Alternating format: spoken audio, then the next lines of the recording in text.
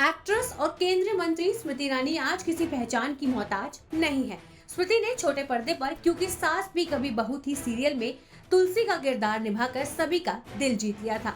7 साल से भी ज्यादा वक्त तक क्योंकि सास भी कभी बहू थी का हिस्सा रहने के बाद साल 2007 में उन्होंने शो को अलविदा कह दिया था।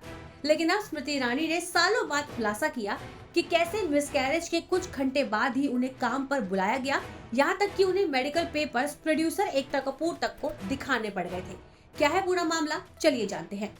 स्मृति ईरानी ने नीलेश मिश्रा के द स्लो इंटरव्यू में अपने मिसकैरेज का खुलासा किया और कहा कि वो सेट पर अच्छा महसूस नहीं कर रही थी। उन्होंने मेकर से उन्हें जाने देने के लिए कहा था और फिर उनका मिसकैरेज हो गया।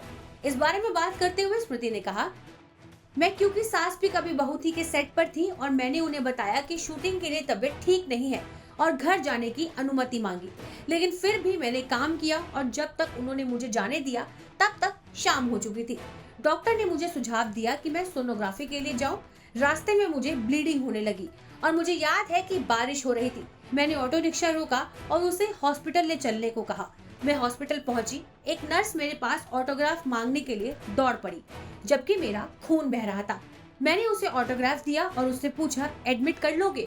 मुझे लग रहा है कि मिसकैरेज हो रहा है। इसके बाद इंटरव्यू में स्मृति ईरानी ने यह भी कहा कि कैसे बाद में क्योंकि सास भी कभी बहू थी की शो के प्रोडक्शन से अगले दिन ही स्मृति को काम पर लौटने के लिए फोन आया। हालांकि जब स्मृति ईरानी ने बताया कि वो ठीक नहीं है और उनका मिसकैरेज हो गया है, फिर भी उन्हें काम पर लौटने के लिए कहते हुए कहा गया, कोई नहीं, 2 बजे की शिफ्ट में आ जाइएगा।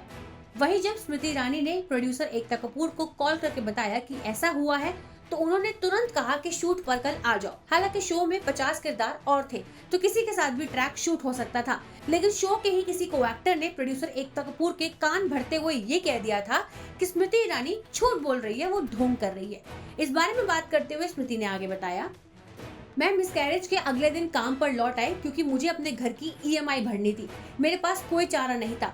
मैं सीधा एकता कपूर के पास गई और उन्हें अपने सारे मेडिकल पेपर दिखाए। मैंने एकता को बताया कि ये ड्रामा नहीं है, मैं झूठ नहीं बोल रही। वो असहज हो गई और मुझसे कहा कि कागज मत दिखाओ। मैंने उनसे कहा, भ्रूण बचा नहीं, वरना वो भी दिखा देती।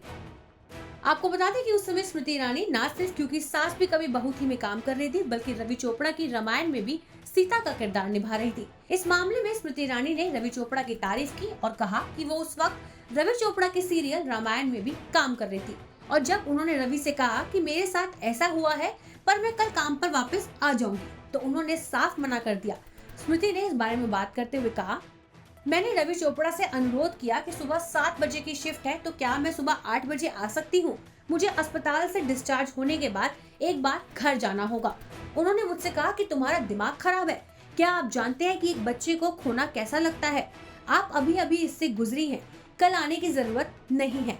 मैंने कहा कि रवि जी, संडे का एपिसोड है, सीता रिप्लेस नहीं हो सकती। उन्होंने कहा कि मैं कर लूंगा, तुम्हें आने की जरूरत नहीं है, हम मैनेज कर लेंगे। खैर, स्मृति ईरानी की इन बातों को सुनने के बाद सोशल मीडिया पर कई तरह के रिएक्शन सामने आ रहे हैं।